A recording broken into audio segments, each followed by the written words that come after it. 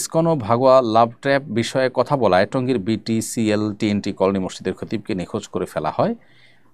এর আগে তিনি মসজিদের বারান্দায় ও নিজ বাসায় হুমকি সংবলিত 2টি চিঠি পান, যেখানে তাকে হত্যার হুমকি দেওয়া হয়। ইমামদের কণ্ঠরোধ এবং নিরাপত্তার সঙ্গে মানুষের বেঁচে থাকার অধিকার নিয়ে কিছু বলবেন আশা করি। হ্যাঁ, অবশ্যই এটা খুবই দুর্ভাগ্যজনক একটি ঘটনা এবং সত্যি বলতে এ ধরনের ঘটনা বাংলাদেশে কল্পনা করতে আমাদের কষ্ট হয়, কারণ সংখ্যাগরিষ্ঠ মুসলমান যে দেশে, সে দেশে আপনার মুসলমানদেরকে সংখ্যালঘুদের উগ্রবাদী অংশটা তারা আপনার হুমকি দিবে এবং সেটা বাস্তবায়ন ঘটাবে। আপনি ভারতে মুসলমানরা সংখ্যালঘু, সেখানে মুসলমানরা কোনো হিন্দু পণ্ডিতকে এভাবে তুলে নিয়ে নির্যাতন করে দূরে ফেলে রাখবে, এটা আসলে কল্পনাও করা যায় না।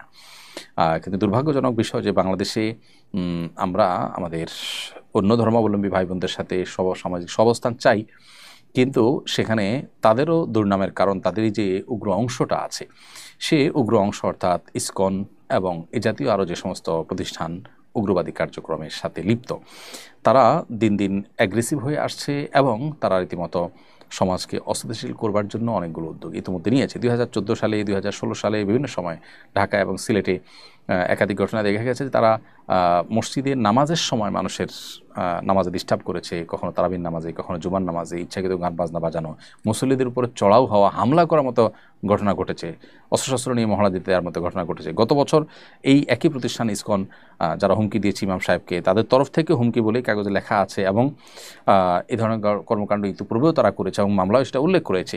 তো তারা অ্যাডভোকেট আলিফ হত্যাকাণ্ড ঘটিয়েছে গত বছর এবং তার জন্য তাদের দায়িত্বশীল এখনও পর্যন্ত জেলে আছে, যদিও এখনও দৃষ্টান্তমূলক শাস্তি নির্ধারিত হয়নি বা কার্যকর হয়নি।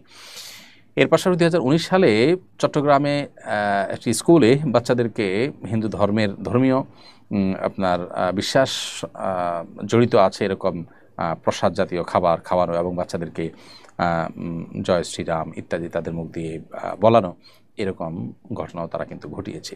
অতএব এই সংগঠনটা যেই পরিমাণ সীমালঙ্ঘন করেছে এবং যে পরিমাণ সশস্ত্র মহড়া দেওয়া অথবা আপনার হুমকি দেওয়া কিংবা আক্রমণ করার ঘটনা একের পর এক ঘটেছে, তাদেরকে নিষিদ্ধ করার সময় সবচেয়ে প্রয়োজনীয় উদ্যোগ বলে আমি মনে করি। অতএব এই সন্ত্রাসী সংগঠন যদি নিষিদ্ধ করা হয়, তাহলে সেক্ষেত্রে সাধারণ হিন্দু ভাই বোন যারা আছেন তাদের প্রতিও সাধারণ মানুষ অন্তত এদের কারণে জেনারেলি তাদেরকে দোষারোপ করবে না। অতএব হিন্দু ভাই বোনদেরও উচিত যে তাদের ধর্মের নামে যারা উগ্রবাদ বিস্তার করছে তাদের ব্যাপারে, তাদের বিরুদ্ধে তাদের কথা বলা। যে ইমাম সাহেবকে গুম করা হলো এবং পঞ্চগড়ের হেলিবোর্ড এলাকায় তার শেকল বাঁধা আপনার বিবস্ত্র শরীর তাকে পাওয়া গেছে, সেটা স্থানীয়রা পুলিশকে খবর দেওয়ার পর তাকে উদ্ধার করা হয়েছে। এটা দুর্ভাগ্যজনক একটি বাস্তবতা এবং কর্তৃপক্ষ এ ব্যাপারে গড়িমসি না করে উপযুক্ত তদন্ত করে যথাযোগ্য দোষীদেরকে শাস্তির আওতায় আনা, আইনের আওতায় আনা, এটা তাদের কর্তব্য। অংশ আমরা আশা করছি সেটি তারা করবেন। যদি না করেন, তাহলে দিন দিন মানুষের এমনি আইন এবং বিচারের প্রতি আস্থা তলানিতে, সেটি আরও যদি তলানিতে নেমে যায়, তাহলে সেক্ষেত্রে মানুষ আইন নিজের হাতে তুলে নেবে, যেটা সমাজের জন্য ভালো কিছু বয়ে আনবে না। এরপরে শাপলা লাকি এআইডি থেকে আপনি লিখেছেন, আমার ছোট বোন মারা গেছেন।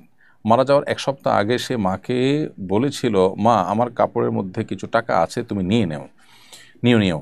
মায়ের কাছেও তার কিছু টাকা গচ্ছিত ছিল, যেগুলোর বিষয়ে বোন কিছু বলেনি।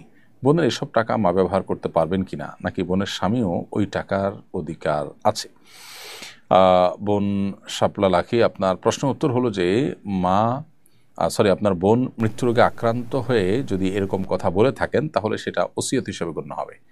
আর মৃত্যুশয্যায় শায়িত হয়ে বা আপনার জীবনের শেষ জীবনসায়ান্নে এসে এরকম কথা বললে সেটার মানে হলো আমি মারা গেলে তুমি এটা নিও, আর এটাকে ওসিয়ত বলা হয়। আর নবী সাল্লাল্লাহু আলাইহি ওয়াসাল্লাম বলেছেন, লা ওসিয়াতা লিওয়ারিসিন, ওয়ারিসের জন্য কোনো ওসিয়ত চলে না। অতএব এই ক্ষেত্রে আপনার বোন আপনার মার জন্য যদি ওসিয়ত করে থাকেন যে মা আমার কাপড়ে থাকা টাকাটা তুমি নিও, এটা ওসিয়ত হিসাবে বিবেচ্য হবে যদি মৃত্যুশয্যায় হয়ে থাকে, এবং ওসিয়ত যেহেতু হয়েছে, অতএব আপনার মার জন্য এটা নেওয়া জায়েজ নয়, কারণ ওয়ারিসের জন্য ওসিয়ত করা জায়েজ নয়। ওয়ারিস ছাড়া অন্য কোনো ব্যক্তির জন্য ওসিয়ত করা যেতে পারে 1/3 সম্পত্তির মধ্যে। এখন যদি এরকম পরিস্থিতিতে তিনি আপনার মাকে বলে থাকেন, তাহলে সে টাকার মালিক হবে অন্যান্য ওয়ারিসরা। আপনার মা আনুপাতিক হারে যতটুকু সম্পদ পাওয়ার কথা শরীয়ত দৃষ্টিকোণ থেকে কোরআনের বন্টন অনুযায়ী সেই হিসাবে আপনার মা পাবে। এছাড়া স্বামী সহ অন্য ওয়ারিস যারা আছেন তাদের মধ্যে যথাযথভাবে কোরআন বর্ণিত হারে বন্টন হবে। আর যদি যথেষ্ট আগে থেকে ইনি এটা বলে থাকেন, মৃত্যুসজ্জায় না বলে থাকেন, তাহলে সেক্ষেত্রে এটা আপনার মায়ের জন্য গিফট হবে। সন্তান মাকে গিফট হিসাবে দিতেই পারেন, সেক্ষেত্রে সেটা তার জন্য নেওয়া জায়েজ হতে পারে। এবং সেক্ষেত্রে এখানে অন্য কোনো ওয়ারিসরা স্বামী বা অন্যকে অংশ পাবেন না, যেটুকু মায়ের জন্য দিয়েছে যদি সেটা তার টোটাল সম্পদ, যদি সেটা গিফট হিসাবে থাকে এবং মৃত্যুসজ্জায় না হয়ে অনেক আগে থেকে সাধারণ রোগের মধ্যে অসুস্থ অবস্থায়, যে অসুস্থর পর আবার তিনি সুস্থ হয়েছেন বা সুস্থ হওয়ার সম্ভাবনা আছে, জাস্ট অসুস্থ অবস্থায় কিংবা স্বাভাবিক অবস্থায় মৃত্যুসজ্জা নয়, তিনি মাকে যদি বলেন এটা তুমি নিয়ে নাও, তো এটা গিফট হিসাবে বিবেচিত হবে।